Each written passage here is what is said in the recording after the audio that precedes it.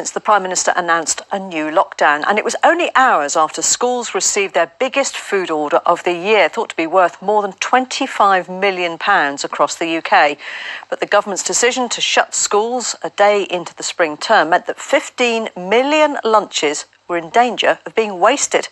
Well, one school in Great Barr found an innovative solution so none of their fresh produce goes to waste. Here's Ben Godfrey. The freezers are packed and they've run out of space. Last week, when the government ordered the closure of schools for most pupils, Calshot Primary in Great Barr had to act quickly. Vast amounts of fresh food had arrived, with very few children to eat it. I know as a school we bought 20 loaves of bread on Monday, ready to hand out as tuck, and of course it wasn't going to be necessary. So it was coming up with a plan as quickly as possible of how we can get that food out into the community. The caterers, Dolce, who prepare meals for schools around the country, first created frozen, batched-up ready meals. The alternative was stark, effectively sending 175,000 school meals straight to landfill. It's a caterer's worst nightmare, throwing food in the bin. So we've had cooks making sauces out of fresh food, soups. We've had a lot of freezered what we could and what there's space for.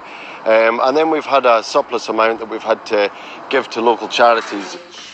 This afternoon, the food from Calshot Primary was donated to a community kitchen in Sutton Coldfield, and vulnerable adults will be able to collect a hot meal this evening.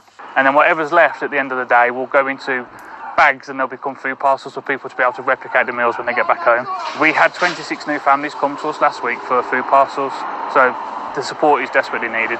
From school to community, with very little thrown away. I mean, we do have a food bank ourselves in school that our families contribute to, and it is something that we want to educate our children on, because at the end of the day they need to know that we are a community school serving a community. Food businesses are being urged to refocus their priorities to serve and share with those who need it most. Ben Godfrey, BBC Midlands Today, Great Barr. Some quick thinking there. Thousands of students